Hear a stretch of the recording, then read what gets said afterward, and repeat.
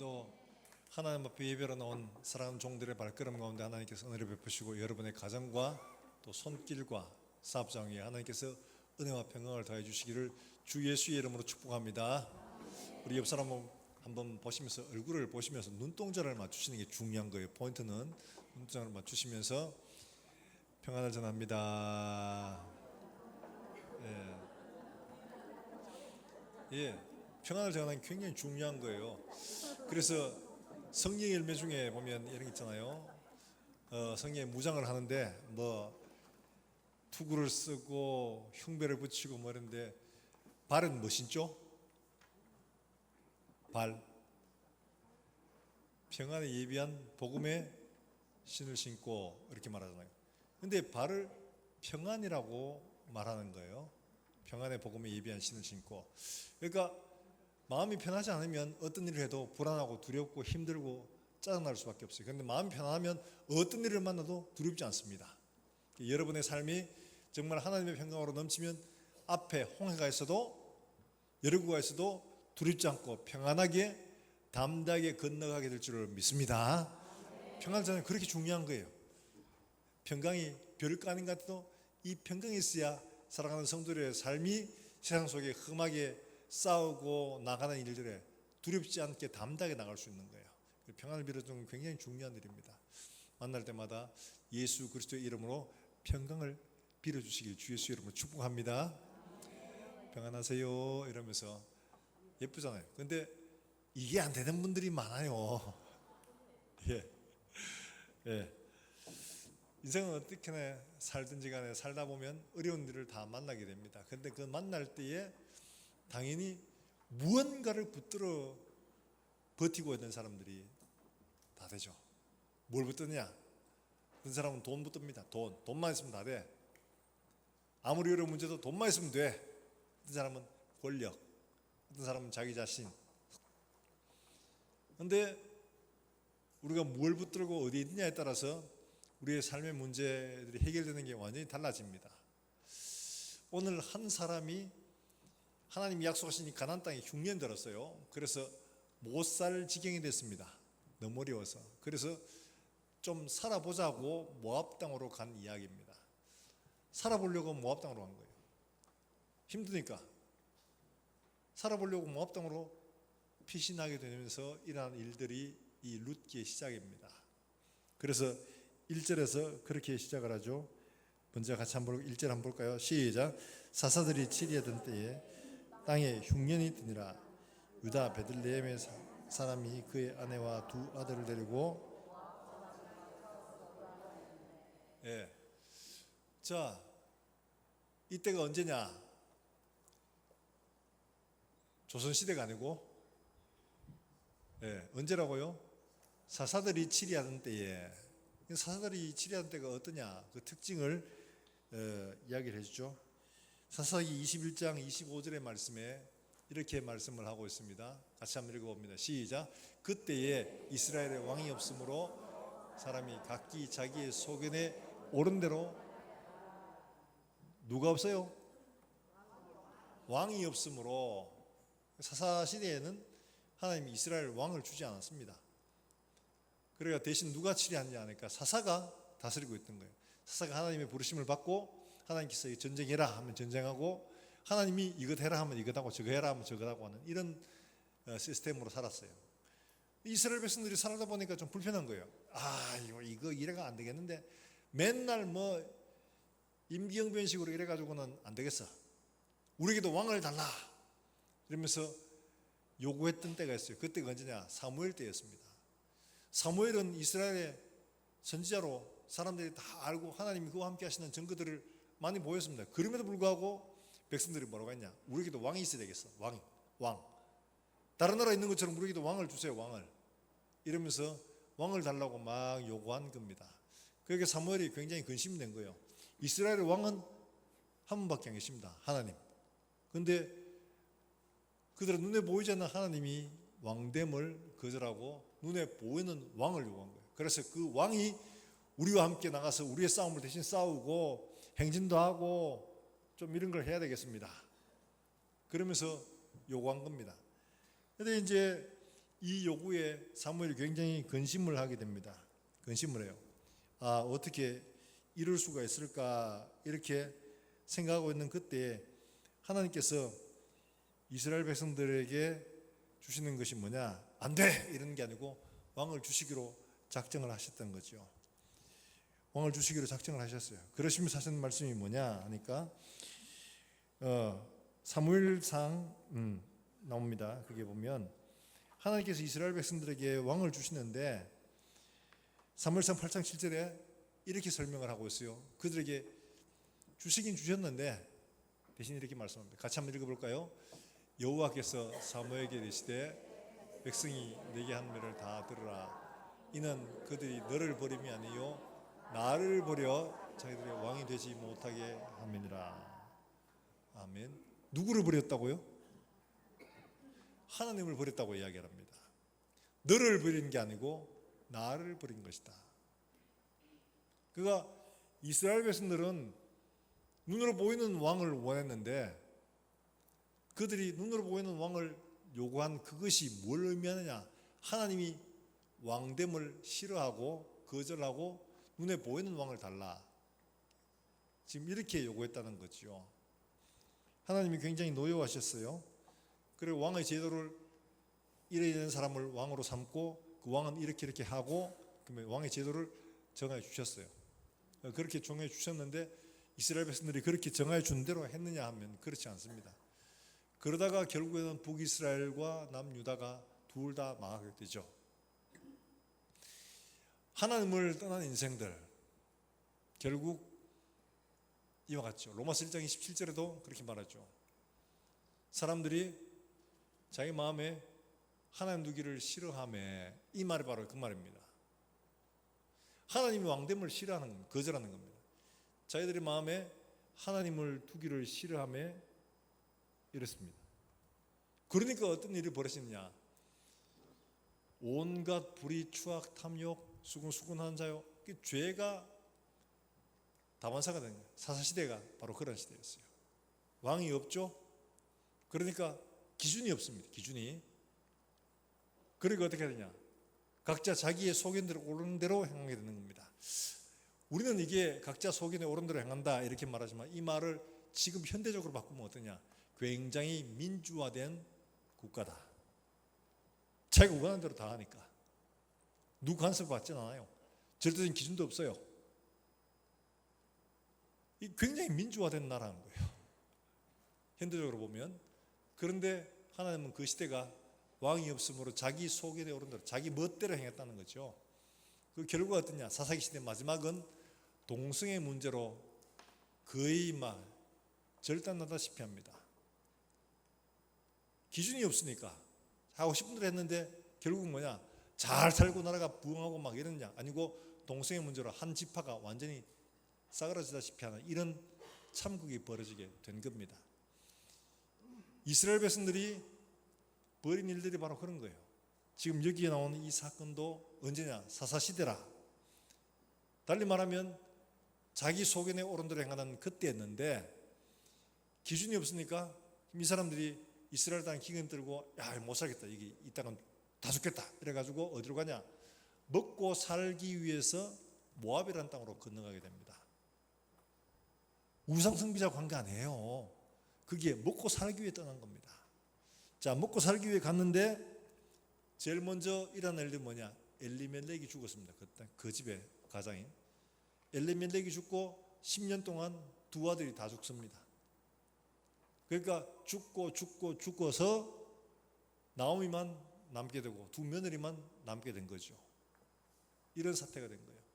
하나님 두기를 싫어해서 자기 멋대로 살아보려고 떠났던 그 길이, 먹고 살기 위해 떠났던 그 길이 이런 비참한 지경에 이른 거다. 이걸 보여주고 있는 거죠. 자, 그럴 때 그들이 모압 지방으로 가려고 할 그때 그들에게 먼저 생각해야 할 일들이 있었던 거죠. 오늘 이걸 우리에게 가르치고 있는 겁니다. 우리가 이 땅을 살면서 살다 보면 경제적인 문제, 건강의 문제, 여러 가지 문제를 만날 수 있습니다. 그때 우리가 뭐를 생각해야 되냐, 뭘 붙들고 있어야 되느냐, 우리가 생각하는 가치 판단의 기준, 이게 뭐냐, 이걸 점검해 보라는 이야기죠. 이들은 먹고 사는 게 더 먼저였습니다. 먹고 살기 위해서 모압으로 떠났던 거죠. 그런데 하나님은 먹고 살기 위해 떠난 그들에게 분명히 말씀을 하고 계시는 겁니다. 뭐냐? 그러니까 그들이 있어야 할 자리가 어딘지를 생각해 봐야 함에도 불구하고 그거를 생각을 하지 못하고 단지 보이는 대로 먹고 살기 위해서 눈에 보이는 좋은 것들대로 나게 된 거죠. 결국에는 온 집안이 이렇게 되고 맙니다. 자, 이 모압은 그 밑에 암몬과 함께 어떤 족속이냐, 이거 먼저 알 필요가 있어요. 모압은 아브라함이 조카 롯과 함께 가나안 땅에 들어와서 사는데 둘 다 재산이 너무 많아가지고 두 사람의 목자들끼리, 종들끼리 서로 막 다툼이 막 있는 거예요. 왜냐니까 이게 초장은 한정돼 있고 이게 너무 부가 많아가지고 양떼와 소떼가 뭐 이런 떼가 너무 많으니까 안 되는 거예요. 그래서 야, 아브라함이 우리 둘이 다투지 말고 서로 이렇게 결정하자. 네가 먼저 우하면 나는 좌하고 네가 밑으로 하면 나는 북쪽으로 가고, 그러니까 네가 좋은 걸 먼저 선택해라 이렇게 말하니까 그때 롯이 선택한 곳이 어디냐 하니까 롯이 선택한 곳은 바로 소돔 땅이었습니다. 소돔 땅을 딱 보니까 와, 너무 좋은 거예요. 그래가지고 그 일을 뭐라고 했냐, 아직 하나님께서 소돔과 고모라를 멸하시기 전이었으므로 거기가 하나님의 동산 같았더라 이렇게 설명을 합니다. 얼마나 좋았으면 그 땅을 그렇게 설명을 했을까요?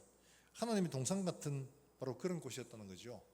그런데 중요한 것은 그 땅에 있는 사람들을 제대로 보지 못한 겁니다. 그 땅은 하나님 앞에 큰 죄인이었더라 이렇게 설명을 하는데 그 죄인됨만 보지 못하고 단지 땅의 풍성함만 보고 가는 거죠. 달리 말하면 우리가 먹고 사는 문제 어려우면 당장 뭐가 보입니까? 먹고 사는 거 이거 보이죠? 근데 거기에 죄인이 그하고 죄를 짓고 살고 있다는 이 사실들은 간과할 때가 참 많습니다. 우리가 주위에서 보아야 될 것은 바로 이거라는 거죠. 땅의 풍성함보다가 돈 잘 버는 것보다 더 중요한 것은 우리가 머물러야 할 땅이 어디냐, 이걸 말하고 있는 거예요. 그런데 이 땅이 누구의 소유됐냐? 모압과 암몬이라는 사람의 소유가 돼가지고 그래서 모압 땅과 암몬 땅이라고 하는데, 모압은 어떠냐? 소돔 땅이 그렇게 풍성하게 참 좋았어요. 그런데 하나님이 이 사람들 죄인이라가 심판을 하려고 오셨어요. 근데 이 땅 사람들이 천사를 보고 너무 아름다우니까 요 이래가지고 이 사람들을 동성연애 하려고 그렇게 불러내라 롯에게 막 이야기했죠. 눈을 어둡게 해버렸습니다. 그럼에도 불구하고 이 사람들이 끝까지 버티다가 결국에는 뭐 그냥 눈이 어두워 아무것도 안 보이니까 어떻게 할 수가 흩어졌죠. 하나님이 안 되겠다, 이거. 이 성은 멸망을 받아야 된다, 심판을 받아야 된다, 작정을 하신 거죠. 아브라함이 그 땅에 의인 50명 있으면 어떻게 하십니까? 그러니까 40명, 30명, 20명, 의인 10명까지 줄였어요. 10명. 10명까지 줄인 건 제 생각으로 성경에 나오지 않습니다만 롯의 두 딸이 있습니다. 두 딸하고 사위 둘 더 오태면 4명이죠. 각자 거기에 어머니 아버지 합치면 10명 되겠죠. 그래서 최소한 10명은 안 되겠나 이렇게 해서 10명이면 그 땅을 용서해 주십시오 이렇게 구했는데 10명 있으면 내가 용서해 주지. 아브라함은 그래도 설마 10명은 없겠어 라고 생각을 했는데 그 땅에 의인 10명이 없어가지고 하나님이 심판하시기로 작정을 했어요. 그러니까 그들을 다 엎으실 때 롯이 주저하는 걸 손을 잡아 밖으로 끌어내시고 그리고 그 섬을 다 무너뜨리셨습니다. 그런데 이 롯과 그의 아내와 두 딸들이 도망가는 중에 아내는 뒤를 돌아보다가 소금기둥이 되고 말았죠.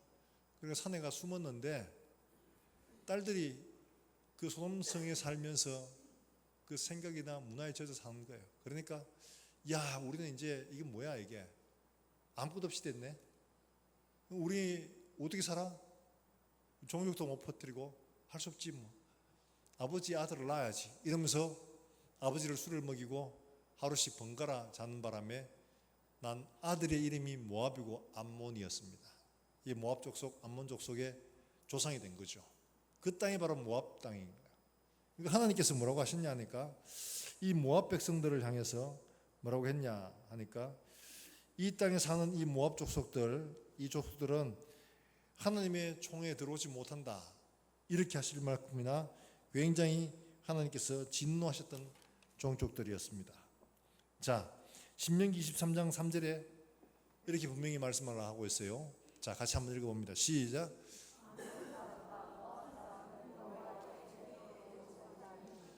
그들에게 속한 자는 10대뿐 아니라 영원히 여호와의 총에 들어오지 못하리라. 10대뿐만 아니라 영원히 들어오지 못한다고 할 만큼이나 하나님께서 이 사람들에 대해서, 죄에 대해서 진노를 하셨던, 근데 여기에 가겠다 하는 겁니다. 들어가지 말아야 될 곳인데 그곳에 가겠다고 하는 거죠. 왜? 우선 먹고 살기 좋아 보였어요. 이건 옛날부터 좋았던 땅이에요. 이스라엘 백성들이 가나안으로 들어올 때 동편으로 들어왔잖아요. 들어오는데 이 모압 암몬에 있던 이 지역 보고 이야 너무 좋다 이러면서 이스라엘 두 지파 반이 뭐라고 했냐, 우리 여기 머물겠습니다. 목축하기도 좋고 하니까 우리는 여기에 있겠습니다. 가나안 땅에 집은 없어도 됩니다. 우리는 여기에 있겠습니다. 이랬던 땅이에요. 그런 만큼이나 이 땅이 풍성하고 풍요로운 땅이었거든요. 그러니까 이 땅을 가서 살면 먹고 사는 건 문제 없겠다 싶은 마음이 당연히 들겠죠. 그래서 그 땅으로 간 겁니다. 하나님 백성들은 들어가야 할 곳과 가지 말아야 할 곳이 있습니다.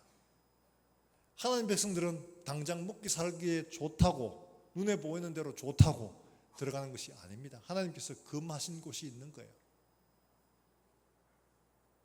눈에 보기에 좋은 대로 선택을 하면 큰 낭패를 만납니다. 그러나 하나님 백성이 정말 살아내야 할 것은, 비록 그 땅에 당장에는 이 땅과 비교하면 더 좋아 보이지 않아도 하나님이 약속이 있고 축복이 있는 땅에 머물러 있는 것이, 이게 바로 하나님 백성들이 살아가야 할 방식이라는 거죠.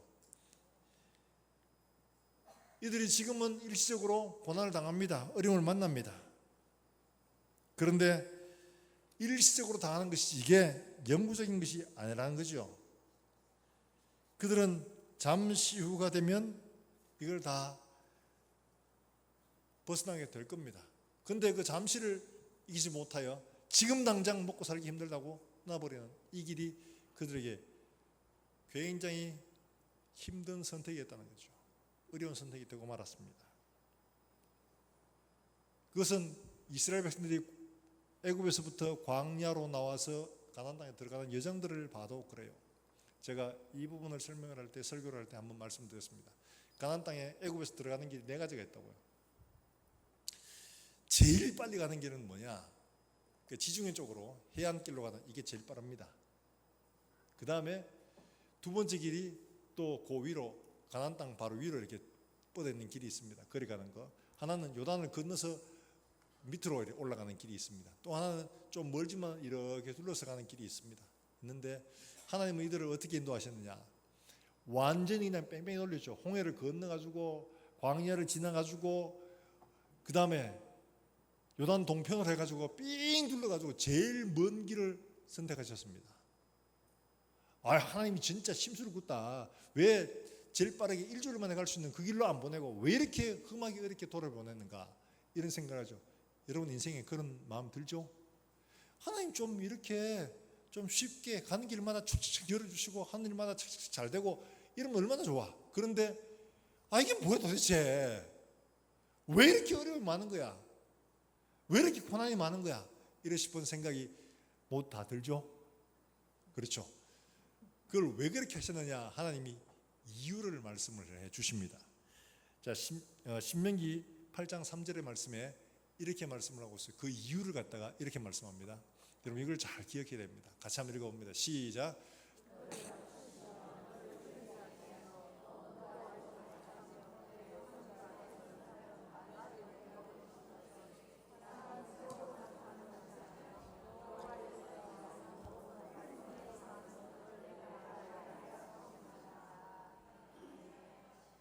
예, 성경을 읽을 때는 입을 맞춰가지고 한 목소리로 딱딱딱 이렇게 읽게 되는데 막 이게 돌림놀이 하듯이 막 여기저기 막 나오면 어디에 끝이 되는지 제가 잘 모르겠습니다. 자, 신명기 8장 3절은 신명기는 모세가 가나안 땅에 들어가는 이스라엘 백성들을 향해서 하시는 마지막 설교거든요. 근데 그때 이야기를 합니다. 뭐라고 하느냐? 하나님이 왜 너희를 이 40년 동안 광야에서 이렇게 빙빙 돌려가지고 이렇게 들어가게 하신 줄 아냐? 그 이유가 너를 낮추시며 안 낮으려는 건 막 낮추는 거죠. 그 다음에 너를 줄이게 하시며 이렇게 하신 이유가 뭐냐?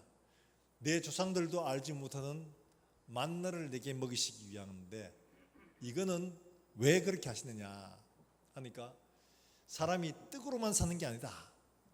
하나님의 입에서 나오는 모든 말씀으로 살도록 하기 위해서다. 그 이유를 분명히 말합니다. 그러므로 이 고난을 당하는 것들이 사람이 떡으로만 사는 게 아니라 하나님의 입에서 나오는 말씀으로 살아야 된다. 그러니까 너희가 지금 당장 뭘 쫓아가는 게 아니라 하나님 말씀을 붙들고 살아야 된다 하는 걸 이걸 말씀하고 있는 거죠. 그런데 엘리멜렉은 어떻게 했습니까? 떡을 쫓아갔습니다. 좀 더 쉬운 거, 먹고 살기 쉬운 거, 좋은 곳 이걸 쫓아간 거죠. 지금 당장 어려움이 있더라도 더 중요한 건 뭐냐? 우리에게 고난을 당해도 하나님께서 원하시는 것은 이 고난을 왜 주시는가? 낮추시고 하나님 말씀을 듣는가 안 듣는가 이거 보시기 위해서 하나님께서 이런 길로 인도하신다 하는 거죠. 바로 이걸 알아야 됩니다. 그리고 또 하나 우리가 분명히 기억해야 할 것이 있습니다. 그건 뭐냐 하니까 이스라엘 백성들이 하나님 앞에 불순종해서 바벨론의 포로로 잡혀가게 됩니다. 포로로 잡혀가게 되는데 잡혀갈 때에 그들이 야 이거 어떡하나 이제 다 망했다 이렇게 생각하고 있었죠. 소망이 없다고 생각할 그때였습니다. 그런데 하나님께서 그들에게 이렇게 말씀하십니다. 예레미야 29장 10절의 말씀에 이렇게 말씀하십니다. 그들이 이제 망했다 큰일 났다 이랬는데 하나님이 이렇게 말씀하시는 거예요. 같이 한번 볼까요? 같이 읽어봅니다. 시작. 그래서 이와 같이 말씀하시니라 바벨론에서 70년에 차면 내가 너희를 돌보고 나의 선한 말을 너에게 성취하여 너희를 이곳으로 돌아오게 하리라. 아멘.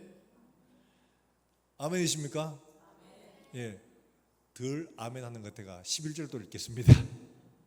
11절 같이 한번 봅니다.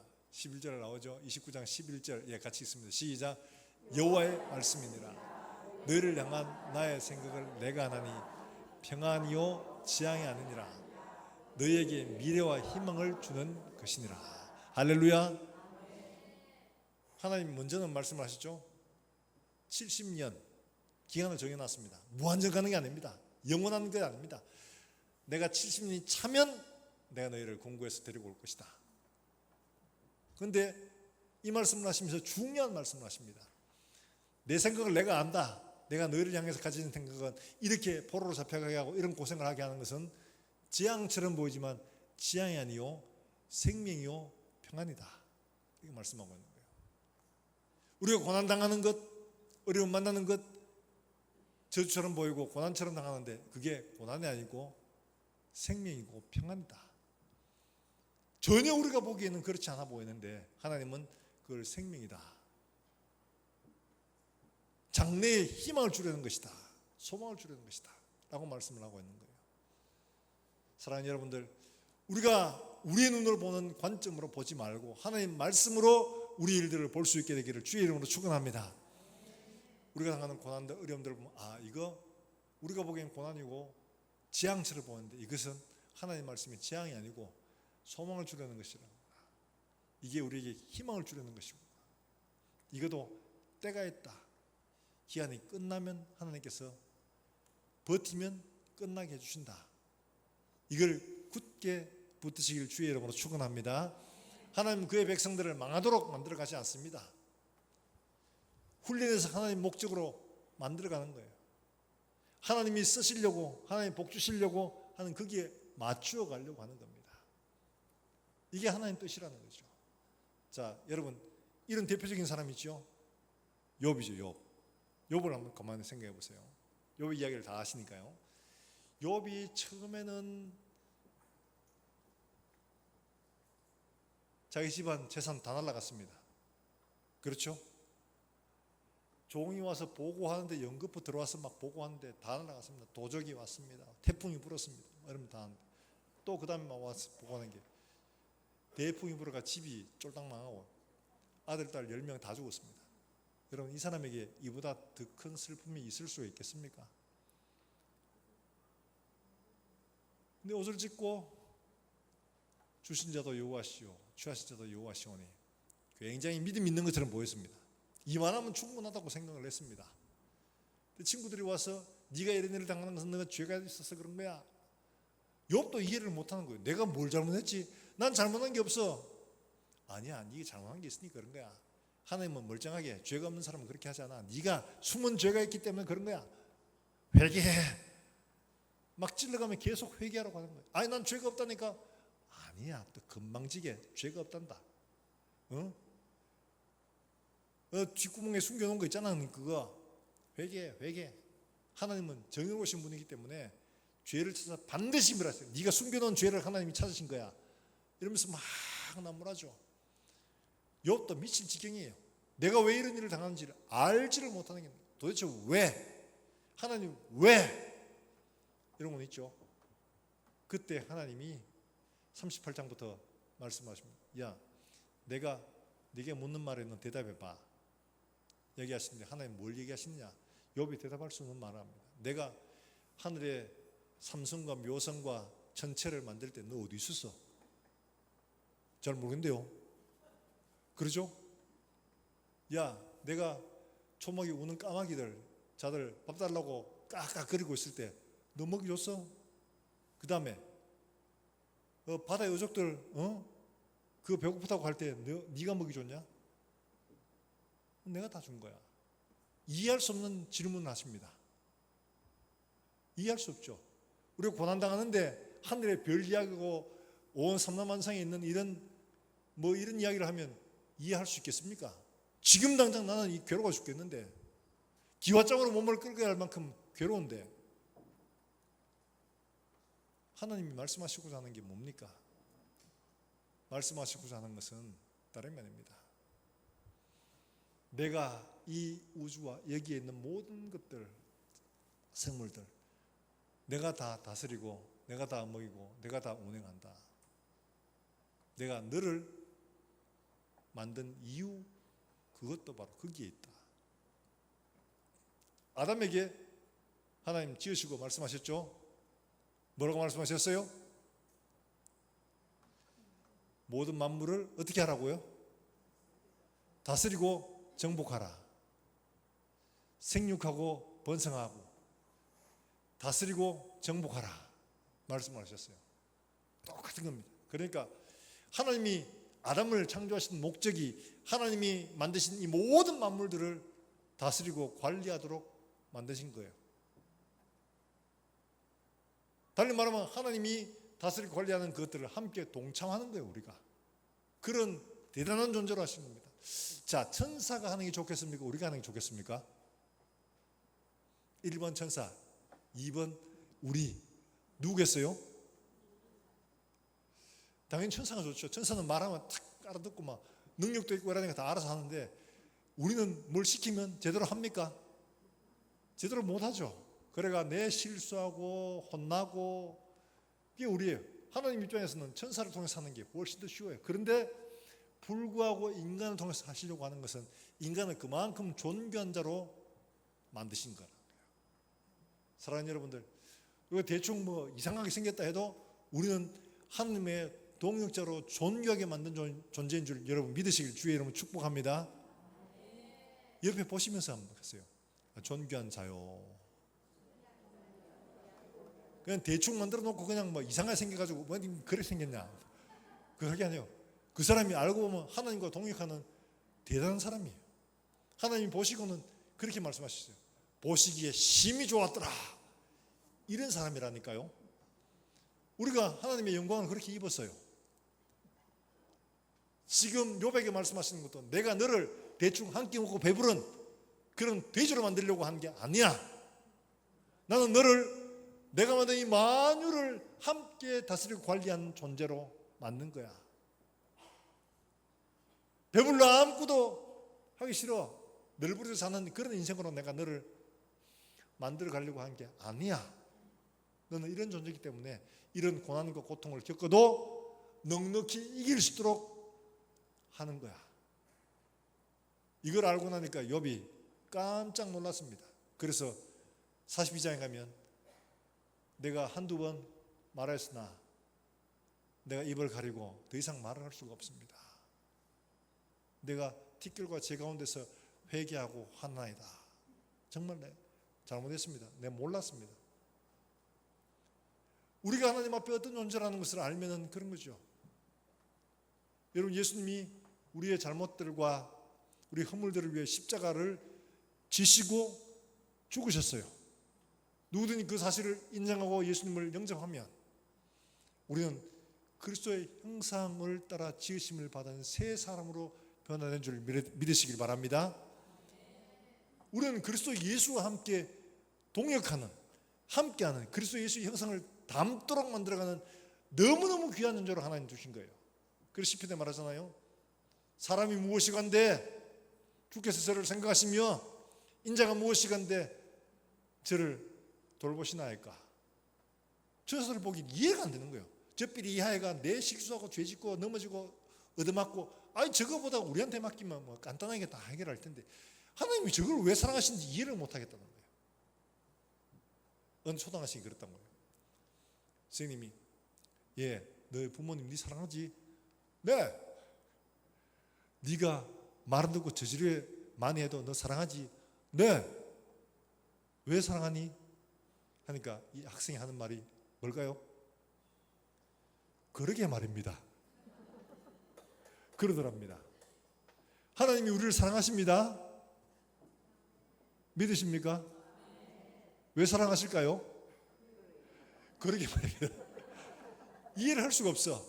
이 삐리한 존재를 왜 사랑하셔서 자기의 생명을 주시기까지 사랑하시냐는, 이 삐리한 존재를. 하나님의 사랑은 그런 거예요. 우리 앞에 드린 찬양, 십자가에서 쏟으신 그 사랑, 강같이 온 땅에 흘러. 그 사랑을 어떻게 이해하겠어요?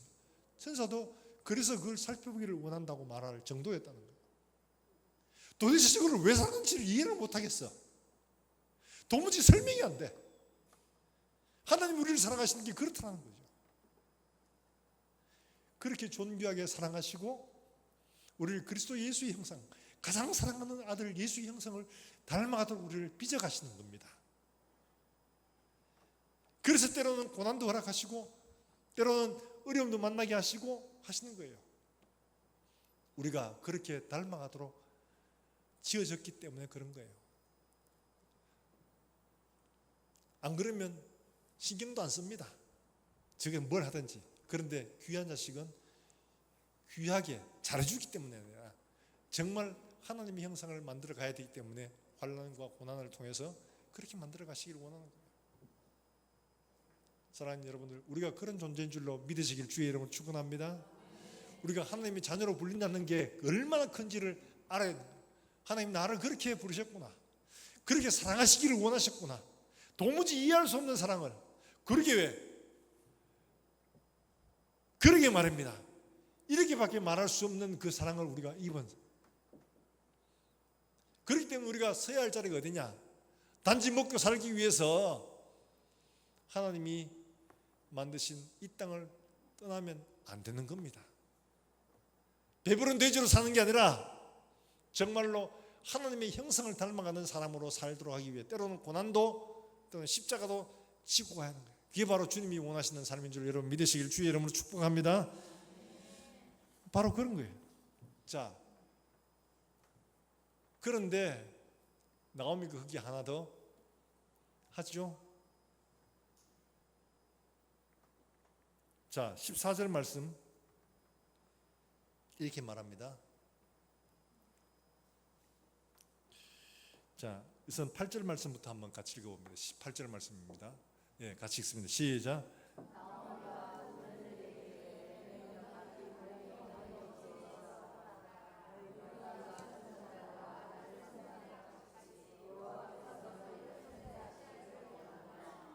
아멘.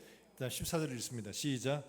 그들이 소리를 높여 다시 오르바는 그의 어머니에게 무슨 그를 저기 붙쫓았다는 말이 좀 특이한 말입니다. 그냥 쫓았더라 이래도 되는데 붙쫓았더라 이렇게 한글을 말하고 있죠. 왜 그렇게 하냐니까 이 붙쫓다는 이 말은 히브리어에서 말하자면 딱 달라붙어가 절대로 안 떨어지는 껌딱지 같은 이런 상황을 말하는데 이건 주로 신체의 일부를 설명할 때 사용하기도 했던 단어입니다. 그러니까 팔이 내 몸에 달렸더라, 팔이 내 몸에 붙었더라 이렇게만 이거를 어떻게 설명을 해요? 단지 붙었다 이렇게만 설명을 하면 이게 뭐 이렇게 붙어도 붙은 거고 이렇게 하나가 돼도 붙은 건데 붙였다는 말은 바로 이렇게 몸의 일부분처럼 떨어질 수 없는 관계로 붙어 있다는 이런 말입니다. 그러니까 룻은 어떻게 해요? 나오미를 이렇게 껌딱지처럼 떨어붙어 가지고 안 떨어지게 쫓아갔다는 이런 말이죠. 자, 나오미가 먼저 며느리를 내보냅니다. 가라. 이 당시는 계대 결혼이 있어 가지고 지금 형이 죽고 나면 동생이 형수를 취해가 자녀를 이어주는 게 이게 그때 당시 풍습입니다. 근데 룻이 말하죠. 내 나이가 지금 이런데 내가 남편을 두고 자식을 낳는다고 하자. 그 자식 성장해가지고 너희한테 다시 장가를 갈 수 있을 만큼 택도 없다. 내가 너 가라. 이렇게 내보내주는 거죠. 근데 오르바는 네, 할 수 없지 어머님 이러면서 입 맞추고 떠나는데 룻은 어떻게 해요? 절대로 못 떨어집니다. 죽어도 떨어질 수 없습니다. 이러면서 붙잡게 되는 겁니다. 붙잡게. 그러니까 내가 선을 행하여 그 사람들을 놓아주니까 하나님은 룻을 붙여주는 거예요. 여러분 생각해 보면 이 나오미가 며느리를 데리고 가는 게 살기에 좋겠습니까? 이렇게 보내는 게 살기에 좋겠습니까? 예, 데리고 가는 게 당연히 좋죠. 왜냐하니까 이 모압 지방에서 산다고 쳐도 모압에 사돈, 딸내미, 며느리 다 있으니까 뭐 먹고 살기 그래도 뭐 만들면 될 수 있습니다. 근데 가나안 땅으로 이제 베들레헴으로 돌아가면 거기는 아무도 없어요. 재산 다 팔고 정리하고 왔어요. 그러니까 완전히 거짓골을 못 빼는 겁니다. 세 여자가 그야말로 포대기 섞고 가서 한 번 줍쇼 해야 되는 수밖에 없는 이런 상황인 거예요. 며느리라도 있으면 좀 그래도 낫겠죠. 근데 이 나이 든 시엄이 혼자 가서는 그야말로 살기에 공고할 수밖에 없습니다. 당연히 데리고 와야 되는데 죽든지 살든지 넣어준다. 이제 하나님만 붙든다. 하나님만 붙든다 라고 결심하고 며느리를 놓고 내가 살 수 있는 수단을 놓고 하나님만 붙들게 됩니다.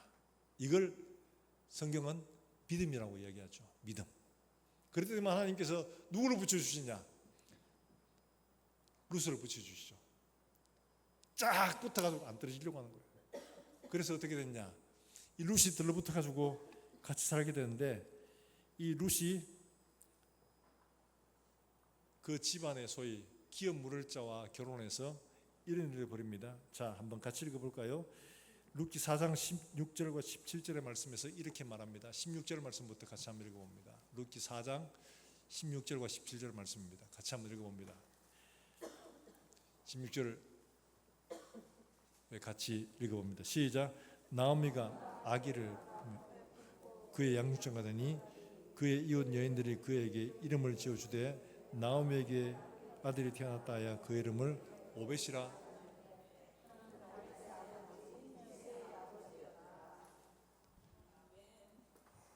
다윗 아버지 이새의 아버지 되는 거예요. 오벳. 이야기를 왜 했을까요?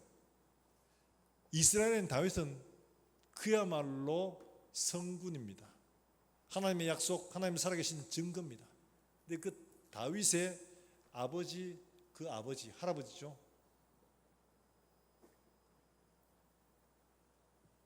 놀라운 사건이라는 겁니다. 어떻게 이런 일이? 라고 말할 수 있을 만큼 하나님은 그를 통해서 새 가정을 회복시켜 가시는 것을 우리에게 보여주고 있는 거죠. 세상의 방식을 놓았더니만은 하나님은 하나님의 방식으로 하나님의 길에서 하나님의 역사에서 결코 놓을 수 없는 다윗이라는 사람을 그의 믿음을 통하여 이 가문을 이어가게 만들어 주시는 겁니다. 사랑하는 여러분들, 우리가 지금은 다 몰라요. 그러나 이후에 우리가 주님 앞에 섰을 때 우리가 어떤 복을 받았는지를 그때 알게 될 겁니다.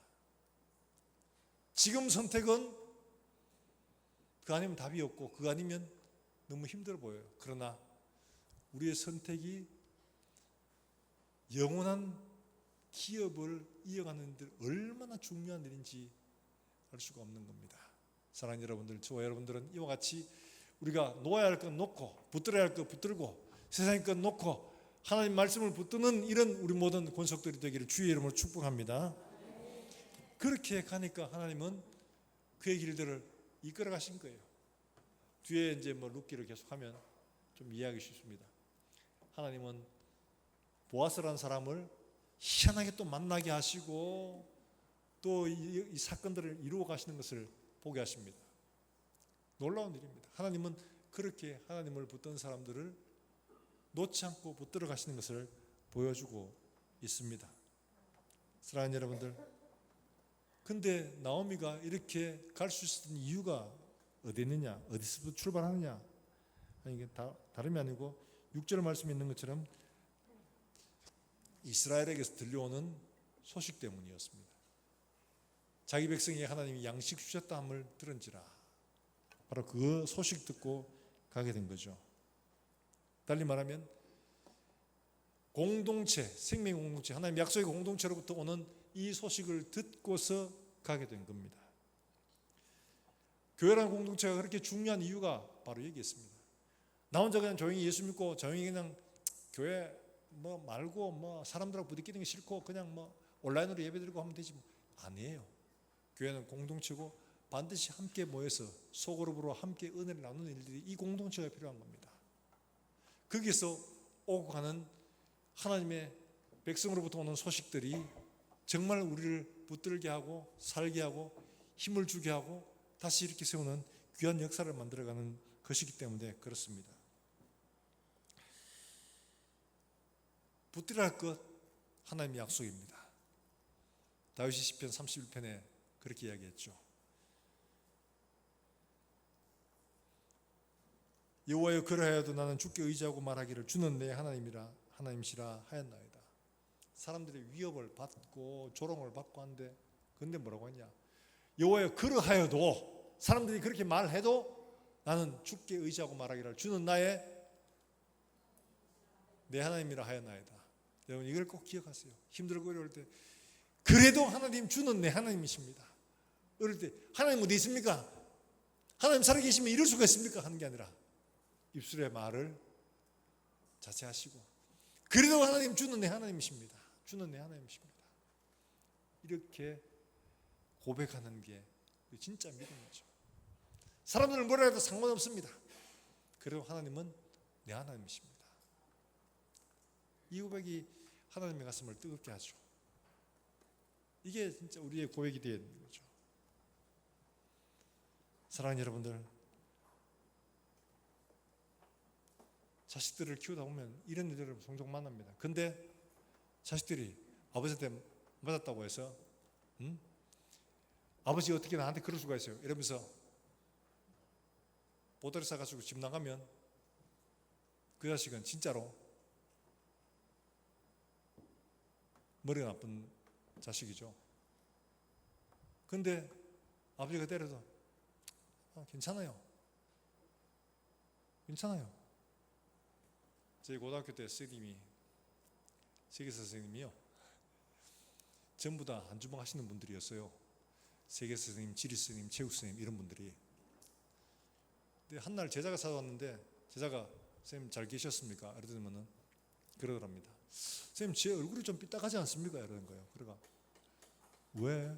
이러면서 해보니까 별로 안 그런 것 같은데 왜 삐딱하다고 생각하니?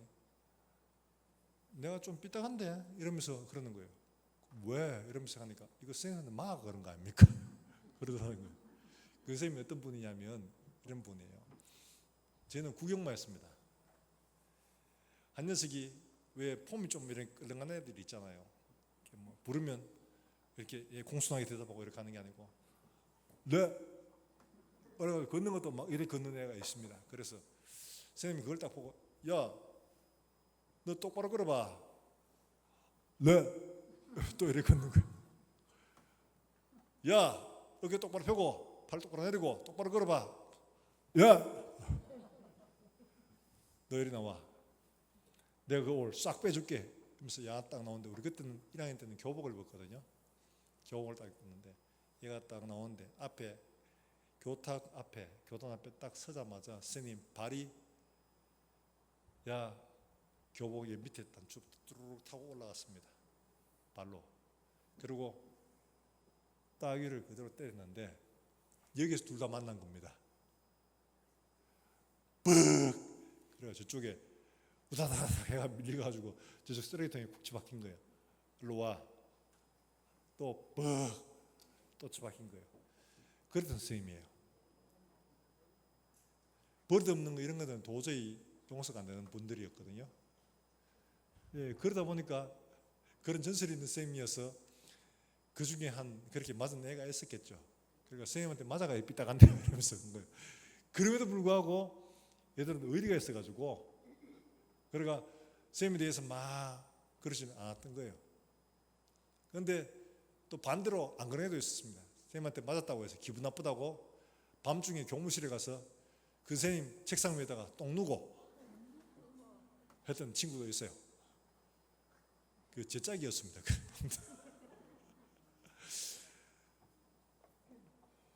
그 선생님하고 그렇게 졸업을 하고 한참 시간이 지나도 사실간 좋은 관계를 맺고 있죠.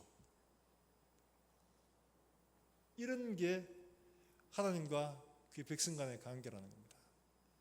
징계를 해도 육신의 아버지가 징계를 해도 공경하거늘 하물며 하늘에 계신 너희 아버지가 징계하면 더더욱 그를 존중하지 않겠느냐라고 말했던 것처럼 우리가 어려움을 만나고 힘듦을 만날 때 하나님께서 우리를 연단하고 계시다는 사실을 인정하고 볼 때에 우리가 이 어려움에서 넉넉하게 이길 수 있는 힘이 생깁니다. 그런데 하나님 어떻게 이길 수가 있습니까? 이렇게 하면 넘어질 수밖에 없습니다. 사랑하는 여러분들, 어려움을 만날수록 더 하나님에게 가까이 나가고 하나님을 사랑하고 그래도 내 하나님이십니다. 그래도 내 아버지십니다. 라고 붙들 때 하나님은 사랑하시고 위로하시고 싸매어주시고 손잡아 일으켜 주실 줄로 믿으시기를 주의 이름으로 축복합니다. 하나님께서 우리에게 약속하신 말씀 한번 볼까요? 예. 이사야 49장 15절의 말씀에 이렇게 말씀을 하고 있어요. 같이 한번 읽어봅니다. 시작. 여인이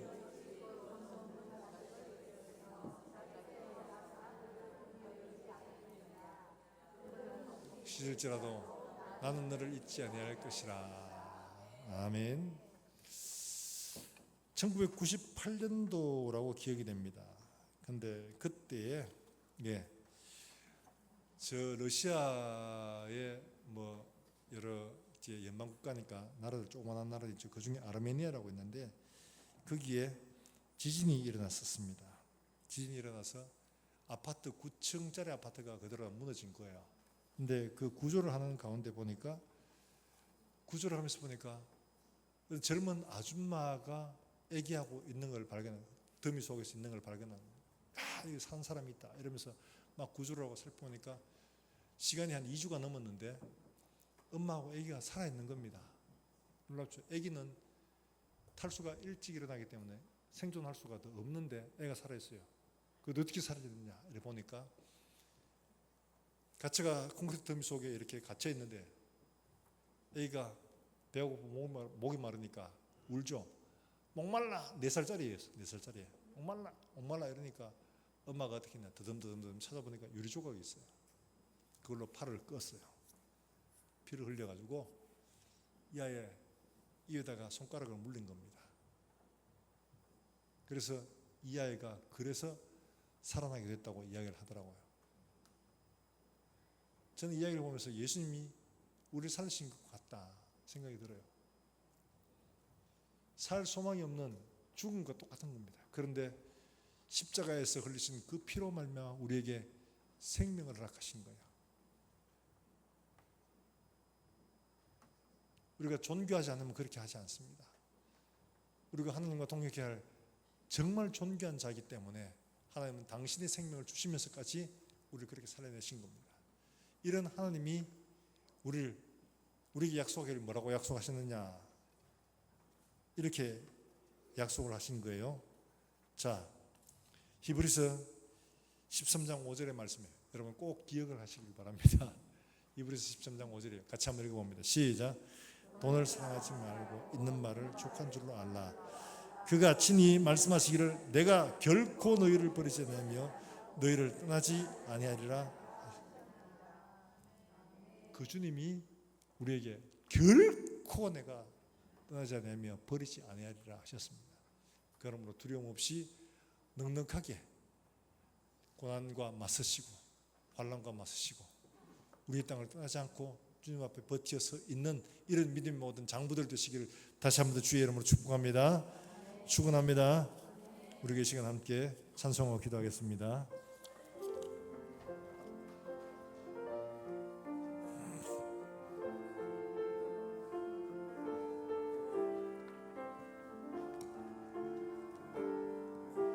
이 몸의 소망 무언가, 이 몸의 소망 무언가, 우리 주 예수뿐일세.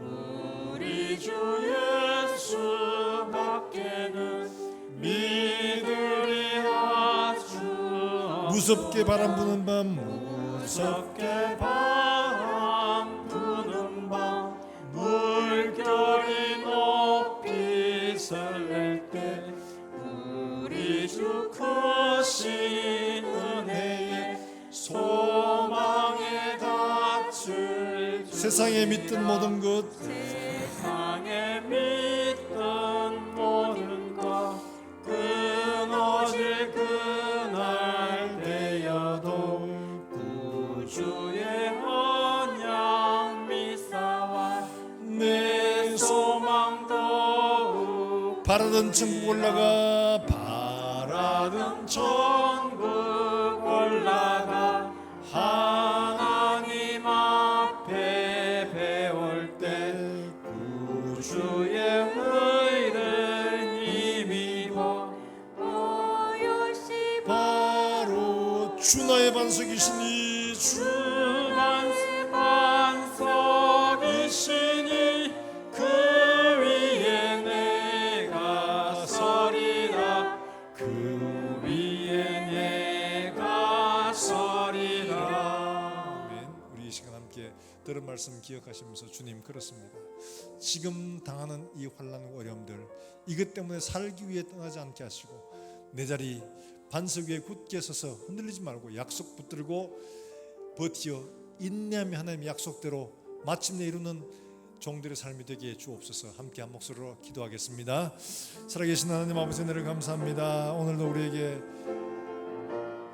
예배케 하시고 하나님 말씀 앞에 무릎 꿇게 하셨사오니 우리가 하나님 말씀 앞에서 우리의 삶을 돌아보고 하나님 해석하고 하나님 말씀을 통하여 힘을 얻고 또 한 주간을 살아갈 수 있도록 하나님 은혜를 베푸시고 우리의 삶에 남은 모든 시간들 주님 약속에 굳게서 흔들리지 않고 나아가는 사랑하는 종들 되게 해주시옵소서. 하나님 아버지, 모든 부파가 불어도 붙들어야 할 것들 하나님의 약속 붙들고 흔들리지 않는 사랑하는 종들 될 수 있도록 주님 은혜를 베풀어 주시기를 간절히 원합니다.